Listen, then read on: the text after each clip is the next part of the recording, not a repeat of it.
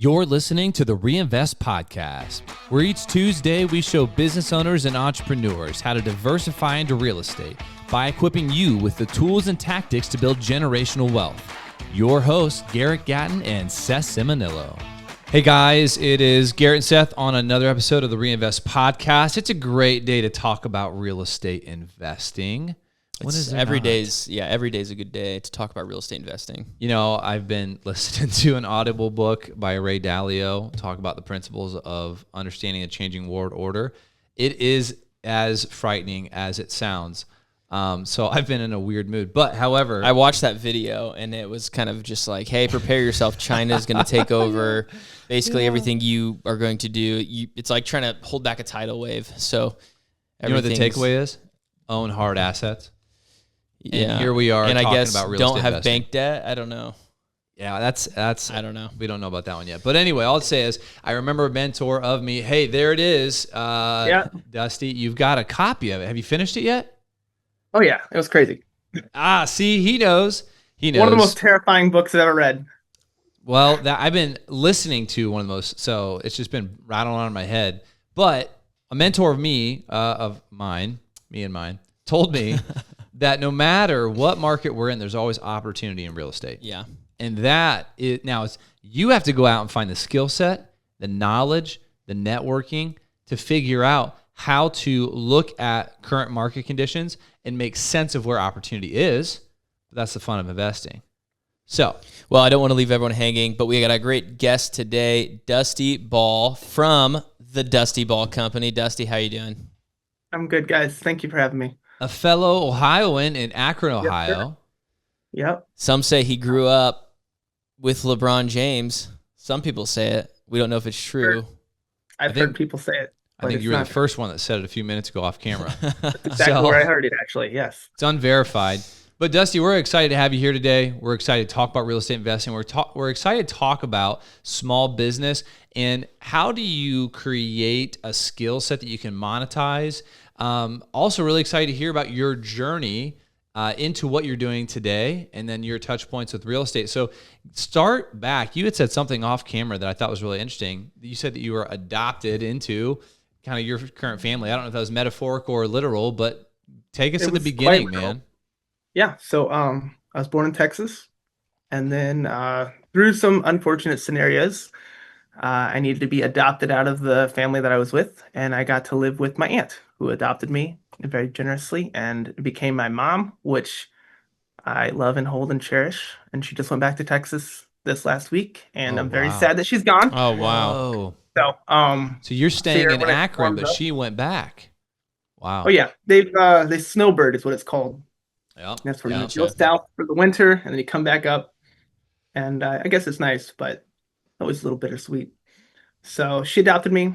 We lived in Ohio for a very long time. After my dad got out of the military, we stopped and we stayed here. So I grew up kind of in this area. That's awesome. So at what point did you kind of have this burning desire for entrepreneurship and some of what you're doing today? I've fallen accidentally into many things that happened in my life. And I think that happens pretty much with everyone is if you're willing to take the opportunity, you just get into stuff, right? Mm-hmm. And so I went to school for engineering and I liked it. It was fun. What kind of engineering? But I messed up. Chemical engineering. Yeah. Okay. I liked it. It was very fun. I messed up with scheduling my classes. And because of that, I was in it for way too long. And so I ended up getting, also went and did like chemistry as well. So those 2 degree fields were kind of where my life was. I started working in that world. And something about engineering is in school, they teach you all these things that you are supposed to need to know. But the moment you leave school, you basically need none of it, right? It's this mindset of learning how to learn that you come away with. Right.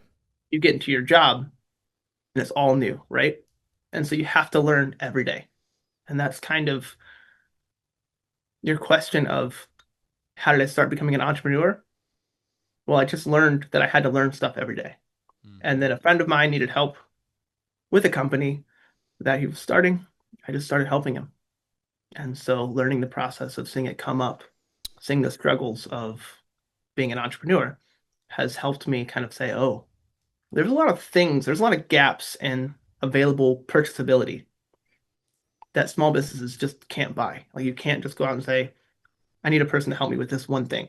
Right. Oh, and also help me with this. Oh, and also help me with this. Mm-hmm. And so that's kind of how I got started. Are you able to share with that first company you helped your friend with? What Yeah. was that, and what did you get to experience that kind of sparked an interest? Have to you ever pursue heard this? of Google? Okay. Say it one more time. He said, "Have you ever heard of Google?" Just ignore him. What was the company? All right. The company's name was Neomag, Neomag, Okay. and they make concealed carry accessories. Oh, very ooh, cool. Nice. Yeah. So So he had a I had a passion glimpse into for that. universe. Started this company, and when he asked you to help, I mean, what were you even doing? What do you even do when you just start a new product line? Build product. That's what he needed help with. Okay. He needed someone to help manufacture. He had a lot of orders and didn't have enough manufacturing capability. And so at that point in time in my life, I was contracting out for engineering. So I had some extra free time when I didn't have contracts, and I'd come over and build. And it literally was just Interesting. me putting screws in Neomags and building out Neomags for I'm people. looking at the website right now. I'm definitely gonna spend some money after this episode. Okay. Oh, dude, Greg is an awesome guy. He's a longtime friend of mine, youth minister of mine, that just like we worked together for a long time. I Youth was probably ministry people are wild. We would know because we are some, and they go on to do some crazy stuff. Evidently, make gun accessory websites and real estate So investment. you got a taste of entrepreneurship, building a Yep. business from the ground up, helping your buddy, and then you just thought from that point, I would like to continue to help entrepreneurs build their businesses. Yeah. I mean, kind what of. So what's it happened again. So while I was working there and doing that, I had friends who were like, "Hey, I need help," and I was like, "All right, here's the deal. I don't have a lot of time, so if you make me part owner of your business, I'll help you grow it." And so then at that point in time, it was just work for equity, right?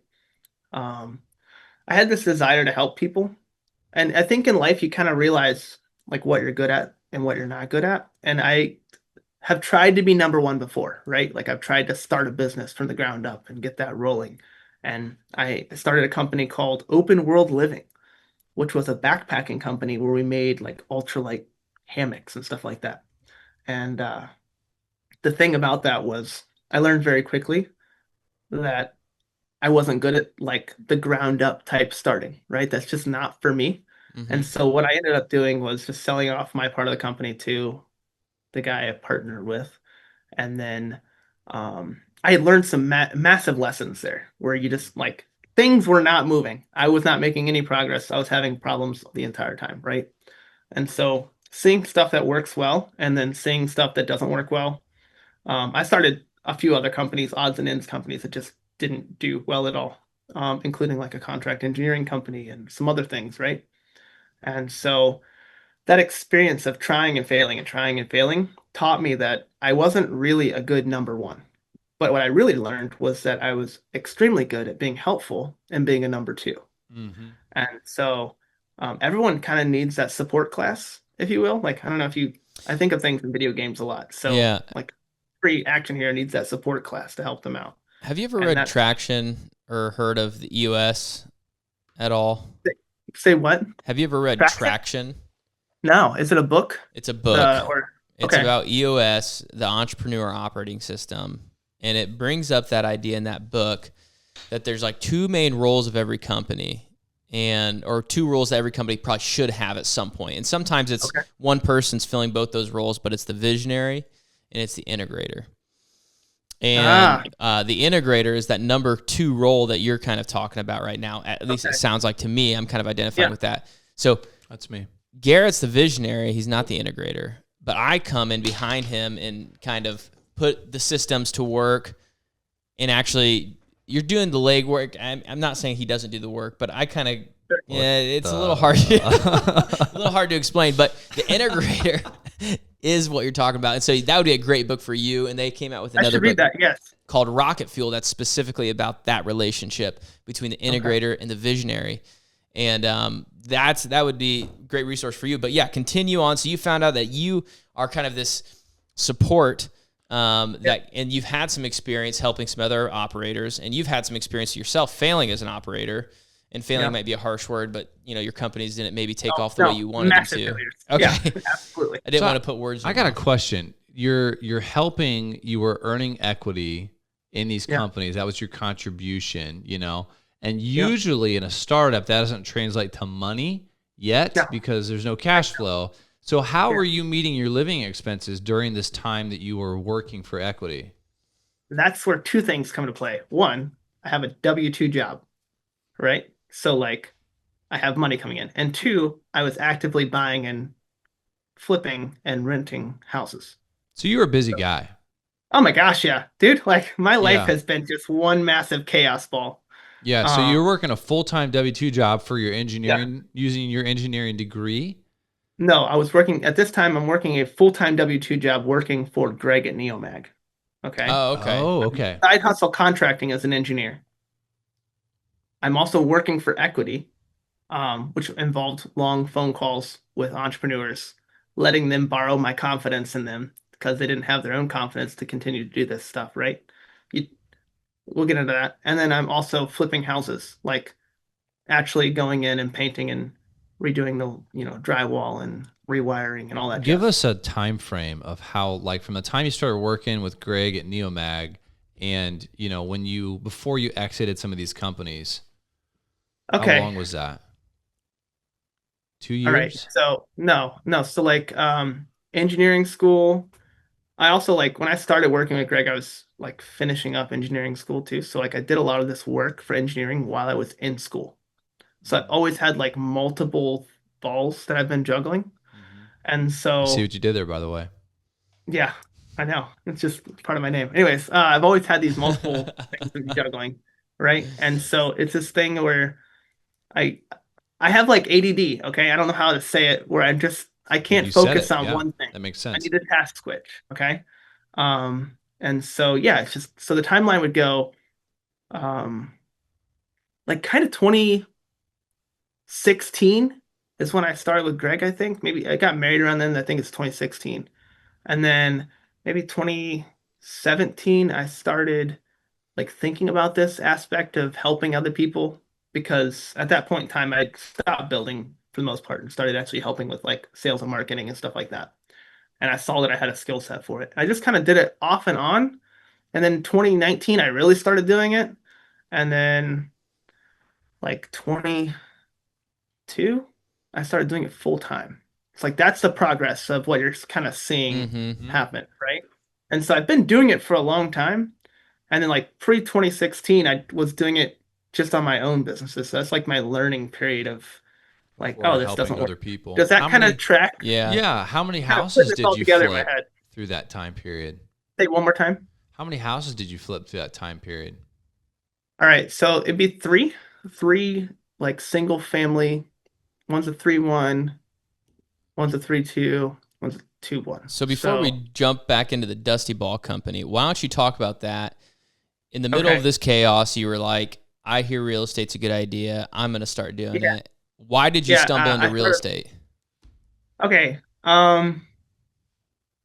Well, like the stock market also intrigued me. So there's always like easy money. Everyone's always starting in real estate because they hear it's easy money or whatever. Like passive income starts floating around, and you're sitting there like grinding away at life, and you're like, I need some passive income. And then you learn that passive income just means you passively tell other people you're making money, but you actively work your butt off until like you get it done. So I started the stock market, and that was pretty successful and figured all that stuff out. And then I put some of that money into my first house, and that was like it was a pretty interesting experience.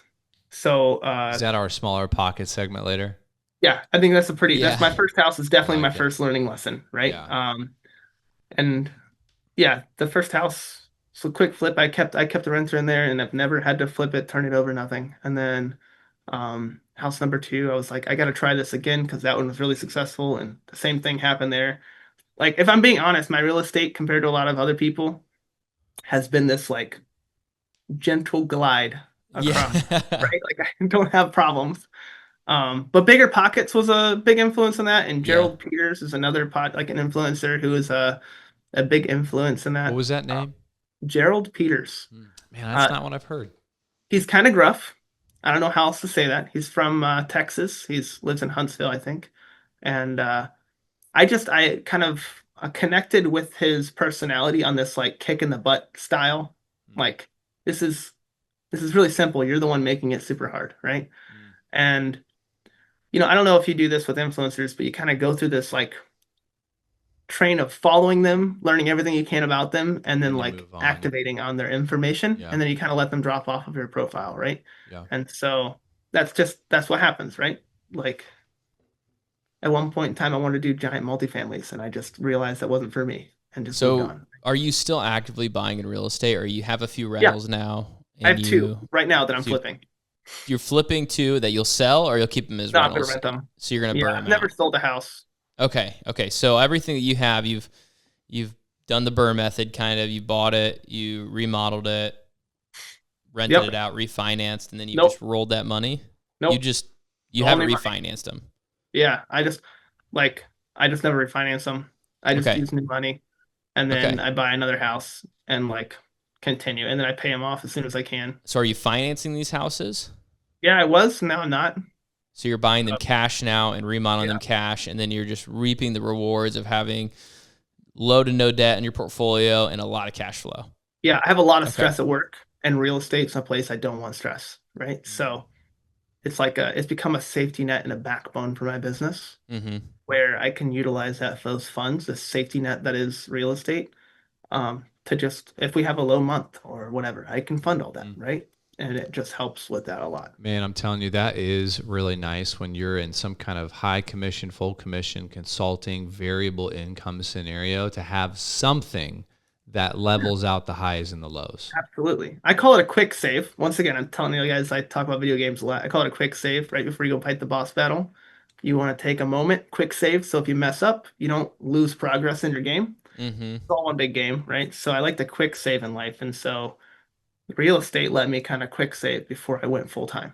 It let me not lose traction and go back and have to redo stuff. So one thing that's interesting about your story so far is you started in the engineering side, and to use your words, you learned how to learn.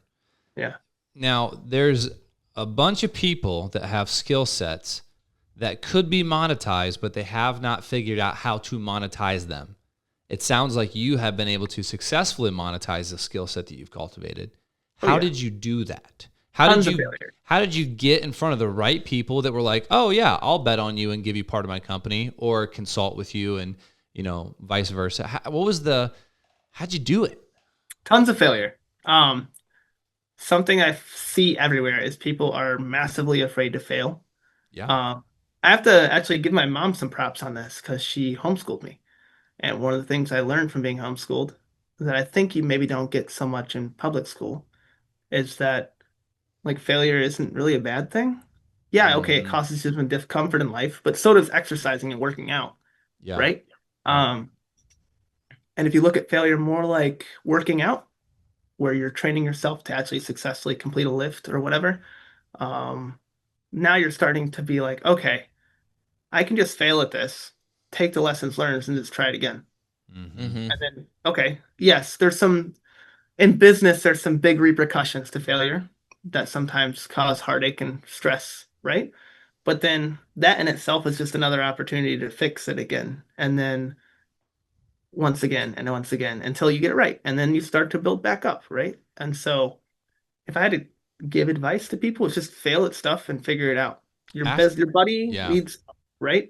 Okay, just start doing it. Just start helping them. Don't Failure is a feedback loop, and the faster you can get that thing started, the more feedback you can get to change it. What was one of Yeah. the first biggest wins that you had after Neomag in terms of companies that you helped, and how did you help them?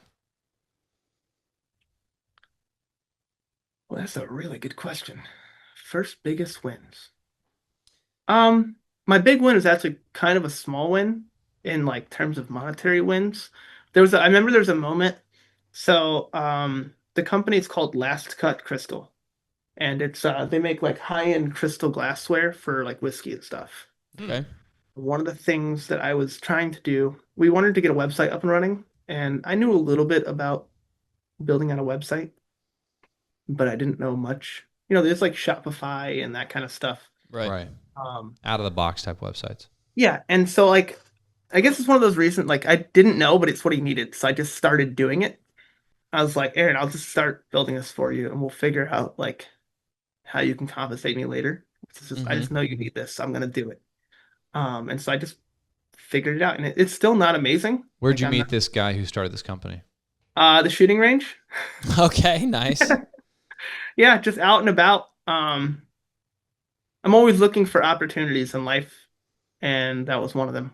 And so I Interesting. knew. Garrett has And pictures pulled up on his laptop right now, and we're looking This at is going these. to be an expensive episode. Yeah, we're okay, looking at listen, these this whiskey guy's incredible. glasses. All right, his name's Aaron. He's one of the only artists in the United States that does hand cutting of glassware.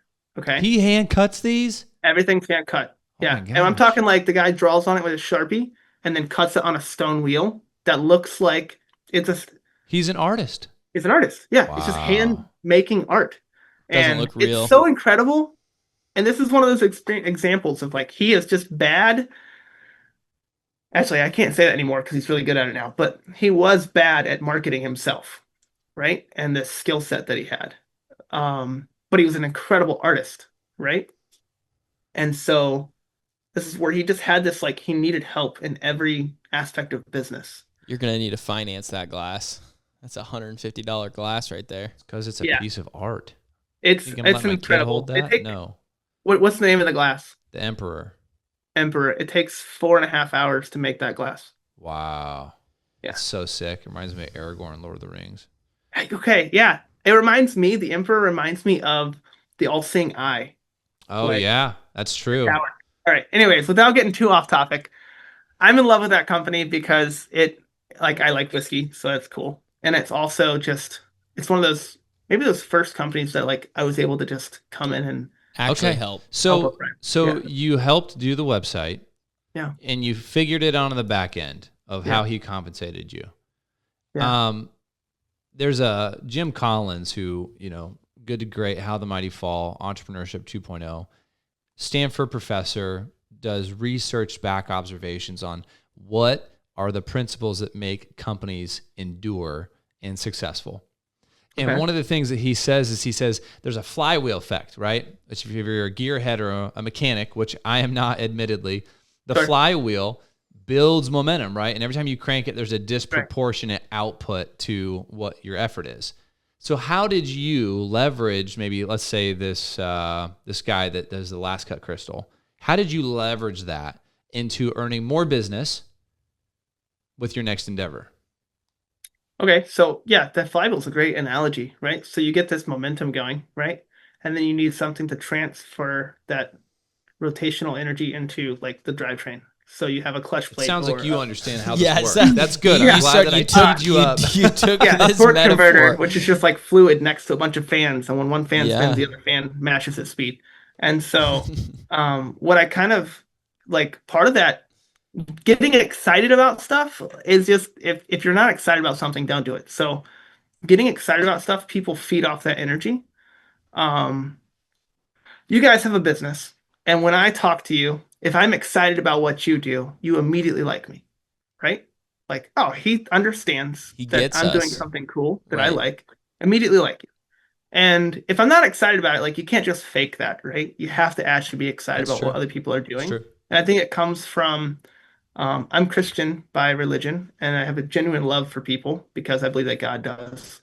And so one of the things that I kind of found is that if someone else is doing something they love, you should be excited for it. And everything in life is cool, and especially if it's something you know nothing about, it's super cool, right? And so it's an opportunity to learn a new skill or trade and also give somebody a little self-confidence, right? Mhm. And so just in general, be excited about what everyone is doing and actually find it interesting and learn about it and ask questions and engage with people. And what you'll find is that there's opportunity everywhere. And then the next step is just help that person. It doesn't matter. Like, if you care about your time so much that you're not willing to just help somebody, Mm. then like they won't ever pay you to do something because I can't remember who said it, but what you do for free, right, will make you the most money. So do things that you love to do for other people, and like that business karma will come around to you. So that's how I'm leveraging like what I've done for other businesses. I'll just send them a glass or I will just get excited about what they're doing and be like, hey, in this business I did this. I'm just gonna do it for you. And then you'll be surprised how many people will just be like, okay, here's the password to my MailChimp, like send an email or whatever, right?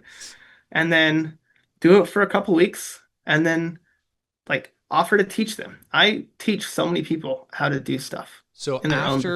after having this mindset of I'm going to put out my services and this effort and this excitement and this creative passion to fan a flame onto other people's fires that they're stoking.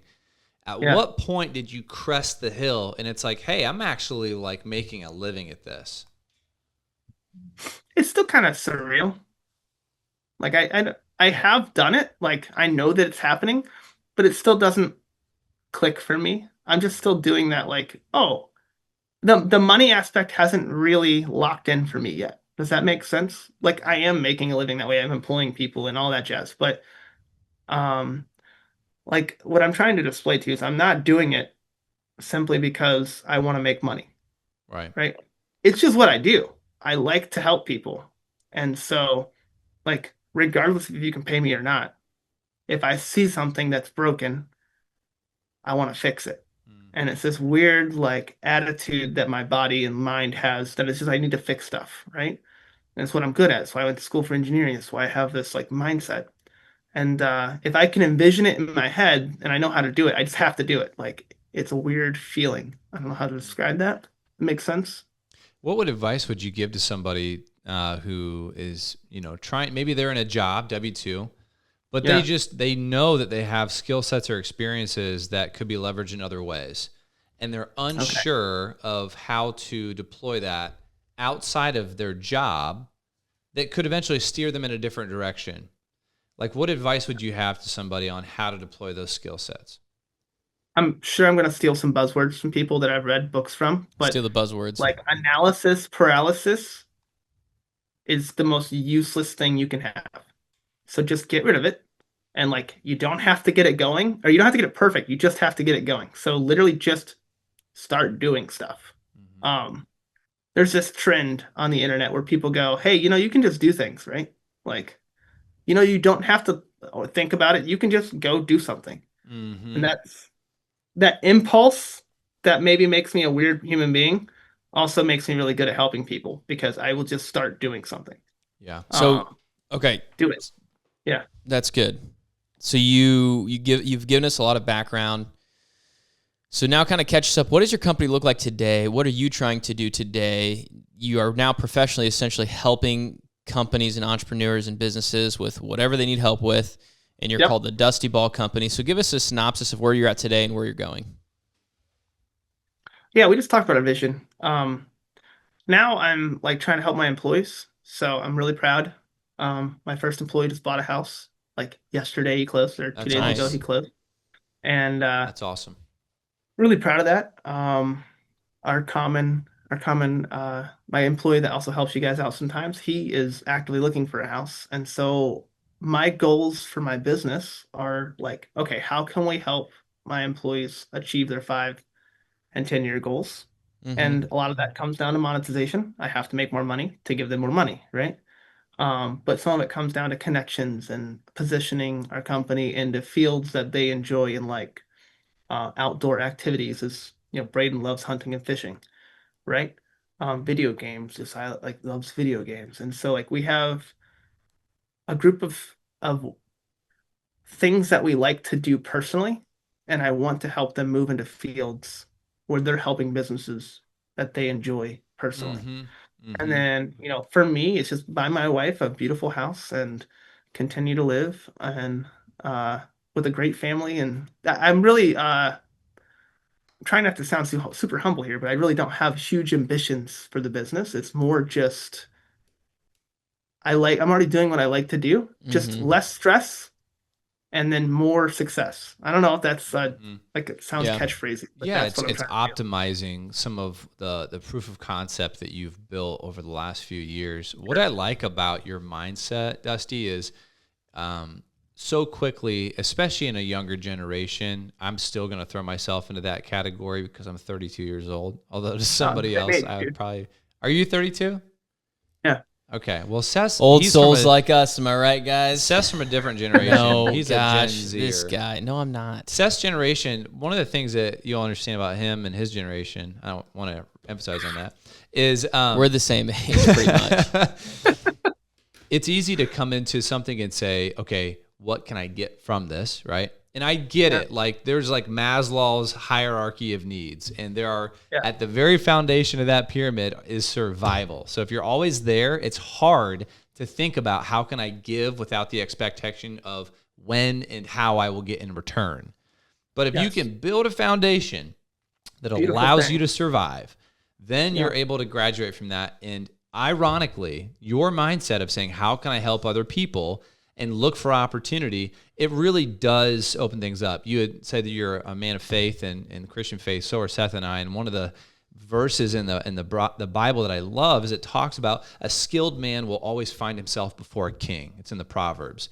And the idea is when you are good at a skill set, you don't have to figure out how do I get in front of good people. It will happen because you will always elevate and be sought after. So I just want to encourage somebody listening to this podcast, be really good at whatever you do and grow where you're planted. And if you have that mindset, it may not happen in the time frame, but it will far surpass your expectation of what opportunity and doors open up. So Yeah. I got to say something. So Go ahead. There's a YouTube channel called Essential Craftsman. Have you guys watched it before? Mm-mm. A man who is up there in age, probably 65, 75, something like that. And he builds houses for a living, and he imparts wisdom on his younger viewers. And he said something so profound that came from that verse. And the phrase is really nice, which is, God answers prayers with blessed hands, right? And the mark of a lazy man is a man who is unwilling to work for what he prays for. Okay? And so that's good. I like that. Now getting too emotional here because it's something that's very dear to me in my heart is that I always try to pray for things that I want for my family, but I also want to be willing to answer that with work, like hard work, back-breaking work, right? And so, like that was super fundamental into that episode. Go watch the episode; it's great. It's he gives out great advice. So yeah, things like that motivate me, right? I even have that on the back of my Bible now. Like I had it inscribed on the back of my Bible because too many times for many years, I would pray for things that I was just unwilling to do the work for. And that made me a lazy human being, right? Well, and then you begin, one of the biggest shifts in my mind in the last 5 years has been just that ownership of like, okay, I really am responsible for the outcome of my life, not in that I can control my destiny aside from the Lord, but there is this beautiful partnership of prayerfully walking something out. And I agree with that. That's great. Yeah, that's good. All right, we're going to move on to our smaller pocket segment here. So, Dusty, this is the part of our show where we usually bring up something that has gone wrong in real estate. And it could be with a tenant, it could be with a property that you were remodeling. What went wrong? And then most importantly, what did you learn from it so that way our audience can learn with us? So this is the first rental property that I've ever purchased. And I've listened to so many podcasts at this point in time in my life that like I've got this mental image of how easy and smooth it's gonna go. And I went and, my wife and I looked at the house and we're like, okay, it needs some work. We've got to do some drywall work. We've got to fix some lath and plaster. The basement needs some repairs. There's some general fundamental work. My wife and I renovated our own personal home, so we thought we got this, not a problem. We purchased the house. Everything's good. In my notes, I have 3 months to repair. Okay. It took me a year and 2 months. There's knob and tube wiring in the house, which I didn't know. I'm a pretty smart human being, so sometimes I can figure out things that should be done by a professional, but I just do them myself. And so I did all the wiring in the house, which meant tearing out a lot of lath and plaster and repairing all that. And I'm doing this while working a full-time job, as you guys know, and also while helping other people with their business. And so in the evenings from like 7 to midnight, I'm just over there, like playing Creed in the background, just ripping apart a house and like moving heavy pianos and all this stuff for a year. And I'm not kidding. every single day on my to-do list is to go over there. And so for 385 days, I think it was, I went to this house, which was 30 minutes from my house. Oh my What a gosh. Then worked. grind. Oh my gosh. Yeah. So the grind, it helped me learn a little bit about myself. Um, a lot of people say one of the big things with finishing college degrees is that you've actually completed something in life. Mm-hmm. And if I had to say, this is like another college degree for me, just in the trades, because it was every day watching YouTube videos, trying to figure out how the heck I'm gonna like this old house videos, trying to figure out how to fix something, and then not knowing what to do, going to buy a tool. We were over budget by a lot. Yeah. I didn't know what the heck I was doing. And we're also over time by a lot. And then on top of that, you're paying like your mortgage because I was financing at that time, and you're paying taxes and insurance. And then like the Wow. insurance companies not super keen on you renovating a house for a year. They Yeah. want you to be done with it in like 30 days. And so there's all of that. And then What year was this? 26, 2017, Okay, you bought it at a good time. 2017. So, I did, yeah. And it went up in value. It's like worth triple what it was bought for. And yeah. it's great. But like that's uh like I said, I've had a really relaxing ride in real estate. It's been a very good safety net for me. But I think part of that is just my willingness to do like grunt work for an entire year after Yeah. work. Yeah. Yeah. My wife was like coming over every day and just hanging out with me because otherwise she didn't see me. So like in a construction site, trying to relax. Wow. Yeah. Yeah. That's So I had to, good. that's it. Very relatable. Yeah, things always kind of take longer than you think and Yeah. usually over budget, and it's just, yeah, I definitely did that with one of my rentals that I remodeled, and it was just like my wife was finally like, "Hey, we're not going to do that again, are we? Cuz like we're not doing that again." And I was like, "All right. We'll buy something that's more finished next time." I told my wife never again and then immediately did it again because glutton for punishment. That's funny. You and Seth would get along Yep. well. That's a good story, and it turned out well because you were willing to put the work in. That's one of the beautiful parts about sweat equity is you get to control that variable with your time, but it really does keep costs down and is an invaluable lesson. Yeah. I bet you look at properties differently now that you purchase based on what you had to do to that house, Big time. and that'll Yeah. save you tons, I have tons one and of those tons. little tiny 4.99 plug testers that tell you if everything's properly grounded and stuff. And then I take off all the cover plates on my outlets to see if there's knob and tube behind it. The homeowner's 'Cause- like, "What's going on with this guy?" I was like, Yeah. "Well, he's making sure there's not knob and tube. I'll tell you that." So, Right. I'll tell you right now. all right, we're gonna go into what we call our golden nugget. Dusty, this is the part of our show where you impart to our listeners a golden nugget, something we haven't talked about yet. Could be a life hack or a foundational truth that you live your life by. All right. Don't mess it up. This will be on your tombstone. So whatever you I say. I didn't pre-think about this.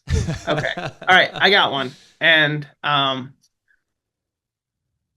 yeah, this one's kind of a tough one for some people because it's a way that I've been blessed in life that some people haven't been. But the single most important aspect to making money is picking a partner in life who helps you make that happen, right?